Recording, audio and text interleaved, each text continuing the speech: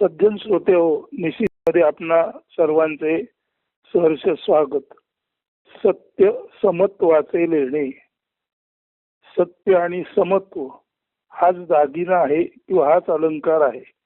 अशा अर्थी सत्य समत्वाचे लेणे अशा अर्थाचा हा एक 4-5 कडव्याचा अभंग आहे. तो वाचतो, अर्थ सांगतो आणि नंतर पुन्हा सरळ म्हणून दाखवतो. बघा आपणाला तो भावतो किंवा कसं. तर बुडती हे जन पाहावे ना डोळा, सर्वजन हितभाव हाची संत हृदयी करुणा. हे जे लोक आहेत सर्वसाधारण तुम्ही आम्ही आहोत, हे चुकीच्या गोष्टीच्या नादी लागतो आणि खऱ्या अर्थाने आपलं जीवन आपण नष्ट करतो. यालाच म्हणतात सर्व माणसं ताळमुखी पडतायत किंवा चुकीच्या गोष्टीच्या नादी लागून आपल्या जीवनाचा नाश करतायत. आणि हे काही संतांच्या डोळ्याला पाहता येत नाही, हे काही संतांना रुचत नाही. म्हणून बुडती हे जन पाहावे ना डोळा, सर्व लोक चुकीच्या मार्गाने जात आहेत. हे संतांच्या दृष्टीला, त्यांच्या मनाला, हृदयाला यातना देणार आहे. कारण सर्वजन हितभाव हाची संत हृदयी करुणा. कारण संतांच्या हृदयात सर्वजन हितभाव असतो, सर्वांचेच कल्याण व्हावे अशी भावना संत हृदयामध्ये असते. आणि त्या कारणाने जेव्हा सर्व समाज चुकीच्या दिशेने जाऊन जीव आणि जीवन दोन्ही नष्ट करतो, तेव्हा संतांच्या हृदयातील सर्व हितभाव जागा होतो. आणि संत हृदयातील सर्व हितभाव यालाच खऱ्या अर्थाने संत हृदयातली करुणा म्हणतात. म्हणून बुडती हे जन पाहावे ना डोळा, सर्वजन हितभावाची संत हृदयी करुणा. संतांच्या हृदयात सर्वांच्या कल्याणाचा भाव असतो आणि या संत जनहितभावालाच संत हृदयातील करुणा म्हणतात. आणि त्या करुणेच्या पोटी संत साधूना बुडती हे जन पाहावे ना डोळा, चुकीच्या मार्गाने जाऊन सर्व लोक आत्मघात करीत आहेत, आपल्या जीवनाचा नाश करीत आहेत, किंवा आपण जन्माला आल्याचे सार्थक साधायचे सोडून चुकीच्या मार्गाने जाऊन आपल्या जीवनाचा नाश करून घेत आहेत. हे सर्व जनहितभाव ज्या संतांच्या हृदयात असतो, सर्व कल्याणाचा भाव ज्या संतांच्या हृदयात असतो, या कल्याण भावालाच करुणा म्हणतात. म्हणून संत हृदयातील सर्व हितभाव, सर्व जनहितभाव हा जो करुणेचा गुण आहे, त्या गुणापोटीच आपण चुकीच्या मार्गाने जात आहोत. सर्व लोक चुकीच्या मार्गाने जात आहेत आणि आपल्या आयुष्याचा नाश करून घेत आहेत. हे संतांच्या डोळ्याला सुख देत नाही, उलट त्यांना त्याच्या यातना होतात. आता कडवं 2. मौन भावी साधू चिंतनी सतत ईश्वर, संपेची ना गोडी कधी अद्भुत खडीसाखर. ईश्वर म्हणजे नियंत्रण करणारा, त्या जीव जगताचे नियंत्रण करणारी जी शक्ती आहे, त्या ईश्वरी शक्तीचे चिंतन साधू मौन भावात राहून सतत करीत असतात. आणि या ईश्वर चिंतनाची अशी अद्भुत गोडी आहे की खडी साखर खावी पण ती कधी संपूच नये.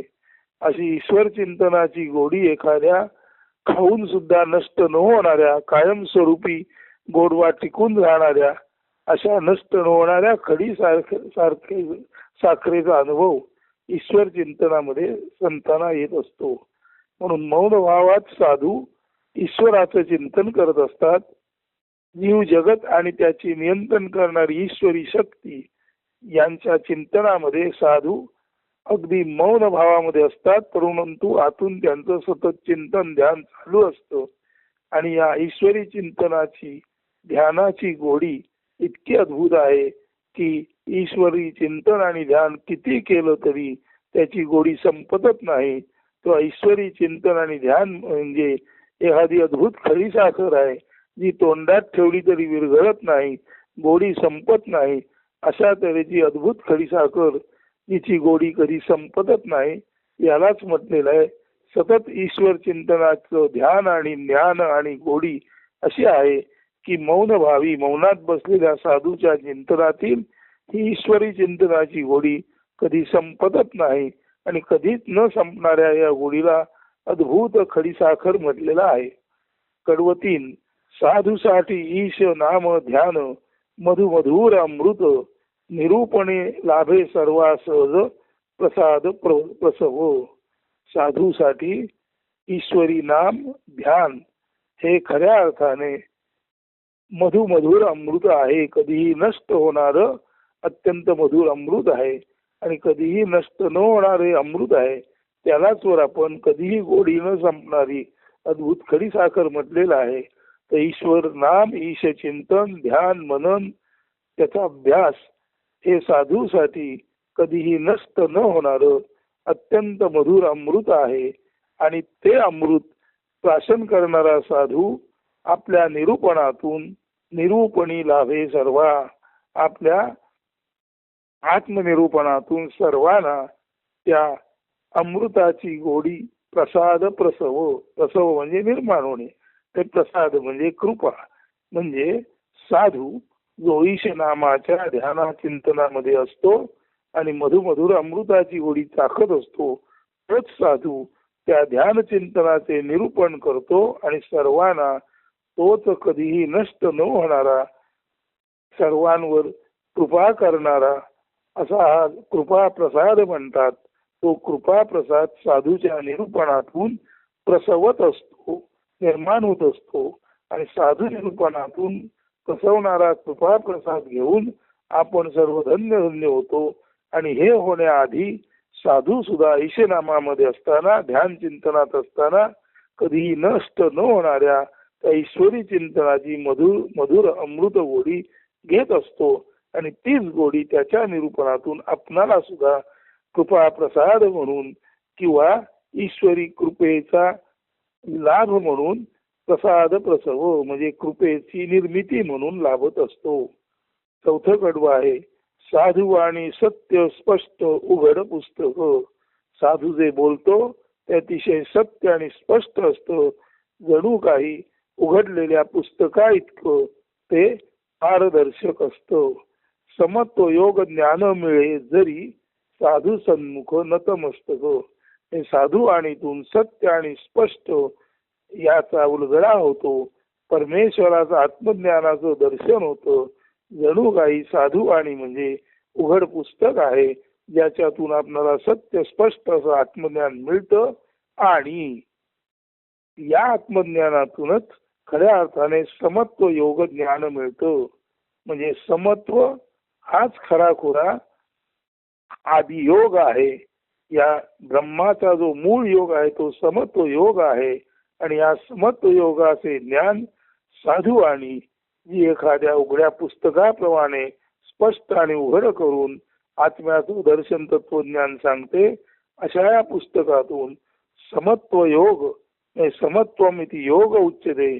समत्व हाच आदियोग आहे, हाच परमेश्वरी ब्रह्मयोग आहे हे आपणाला कळतं. अर्थात जर साधू आणि पुस्तकासमोर आपण सन्मुख, याच्या समोर आपण उभे राहून साधू पुढे नतमस्तक असू तर साधू पुढे साधूला सन्मुख राहून जो नतमस्तक होतो त्याला साधुवाणी रूपे स्पष्ट आणि सत्य आत्मज्ञान देणाऱ्या पुस्तकातील समत्व योगाचे अत्युच्च ज्ञान मिळते, असा या कडव्याचा अर्थ आहे. साधू आणि सत्य स्पष्ट उघड पुस्तक समत्व योग ज्ञान मिळे जरी साधू सन्मुख नतमस्तक. अभेदाचे ज्ञान हेची सत्य समत्वाचे लेणे. या जगात मुळात भेद काही नाही, सर्वाभूती भगवंत आहे. आहे तो केवळ आणि केवळ ईश्वर आहे. या ज्ञानालाच अभेदाचं ज्ञान म्हणतात. आणि इथे भेद कुठेही नाही, इथे केवळ आणि केवळ ब्रह्म आहे. या ब्रह्मज्ञानालाच अभेदाचं ज्ञान म्हणतात. आणि अभेदाचं ज्ञान हेच खऱ्या अर्थाने सत्य आणि समत्वाचे लेणे म्हणजे दागिना किंवा अलंकार आहे. अभेदाचे ज्ञान हेची सत्य समत्वाचे लेणे. समगावी नित्य नांदे सुख शांती कधी ना खो करणे. आणि समत्वाचे लेणे ज्या गावामध्ये मिळतं त्या गावाचं नाव समगाव. ज्या गावामध्ये सर्वत्र समभाव आढळतो, तिथे सर्वत्र ईशभाव असतो, तिथे सर्वत्र सर्वाभूती भगवंताचा आत्मभाव असतो. अशा गावाला समगाव म्हणतात. म्हणून समगावी नित्य नांदे. अशा समगावामध्ये नेहमीच सुखशांतीचे नेहमीच सुखशांती नांदत असते. समत्वाच्या गावी सुखशांती समाधान कायमस्वरूपी नांदत असते. कधी ना खो करणे. आणि जो समगावीचा समत्वाचा रहिवासी आहे, जो समगावीचा समत्व धारण करणारा उत्तम ज्ञानयुक्त माणूस आहे, त्याच्या दृष्टीने सुखशांती समाधान कधी ना खो करणे. त्याच्या दृष्टीने त्याचं सुख शांती आणि समाधान हे कधीच नष्ट होत नाही. खो करणे म्हणजे नाश पावणे, क्षय होणे. आणि प्रसाद प्रसव म्हणजे कृपा निर्मिती तथा ईश्वरी कृपेचा प्रसव म्हणजे ईश्वरी कृपा निर्माण होऊन ती ईश्वराचे ध्यान करणाऱ्याच्या दिशेने ईश्वरी कृपा प्रसाद म्हणून मिळते, तेव्हा त्याला प्रसाद प्रसव म्हणतात. तर सत्य समत्वाचे लेणे हे 5 कडव्याचा अभंग वाचून अर्थ सांगून झाला. आता परत तो नीट म्हणतो शांत निवांतपणे. पूर्वी सांगितलेला अर्थ ध्यानात घेऊन आपण त्याचं श्रवण करा.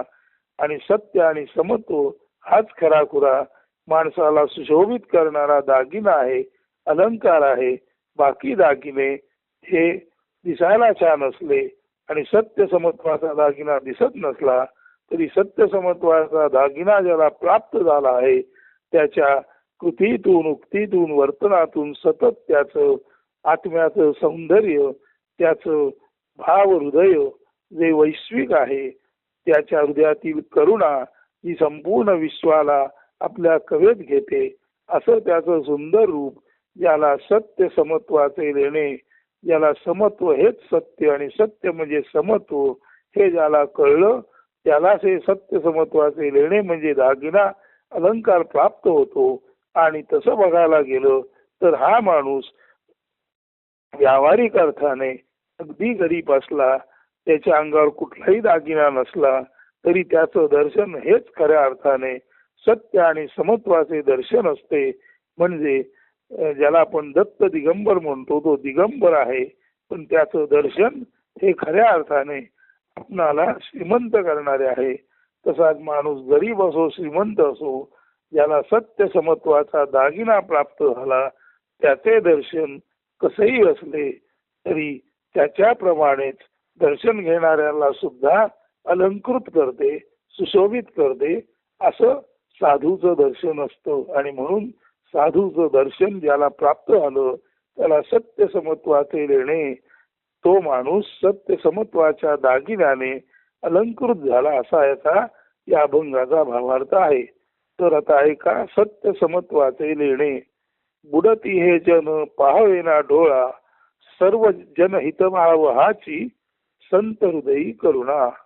मौन भावी साधू चिंतनी सतत ईश्वर, संपेची ना गोडी कधी अद्भुत खडी साखर. साधूसाठी ईश नाम ध्यान मधु मधुर अमृत, निरूपणी लाभे सर्वा सहज प्रसाद प्रसव. साधू आणि सत्य स्पष्ट उघड पुस्तक, समत्व योग ज्ञान मिळे जरी साधू सन्मुख नतमस्तक. अभेदाचे ज्ञान हेची सत्य समत्वाचे लेणे, समगावी नित्य नांदे सुखशांती कधी ना खो करणे. तर जिथे सुखशांती समाधान आहे तिथे आनंदाचा क्षय कधीच होत नाही. आणि जिथे आनंदाचा क्षय कधीच होत नाही ते समगाव असतो. आणि तिथले नागरिक खऱ्या अर्थाने सत्य आणि समत्वाचा दागिना, आत्म्याचा दागिना ज्याने धारण केलेला आहे असे हे ज्ञान दागिन्याने सुशोभित समत्वाचे लेणे ज्यांना प्राप्त होते तो दुसरा दिसता कोण नसून तो स्वतः साधू असतो. आणि साधू जिथे जातो तिथे सर्वच दृष्टीने साधू साधू साधू सर्वच दृष्टीने सर्व मंगल कल्याणकारक गोष्टीचाच वर्षा होतो. तिथे खऱ्या अर्थाने ईश्वरी कृपेचा प्रसव होतो. नवे ईश्वरी कृपा नुसतीच निर्माण होत नाही तर ईश्वरी कृपेचा वर्षा होतो. म्हणून सत्य समत्वाचे लेणे हा अभंग आपण नीट काळजीपूर्वक ऐकावा आणि श्रवण अभ्यास त्याचा करून प्रत्यक्ष जीवनामध्ये वर्तनामध्ये तो अभ्यास कसा येईल याची जर आपण काळजी घेतली तर साधुत्वाचे लेणे तुम्हा आम्हा सर्वांना प्राप्त होऊ शकेल.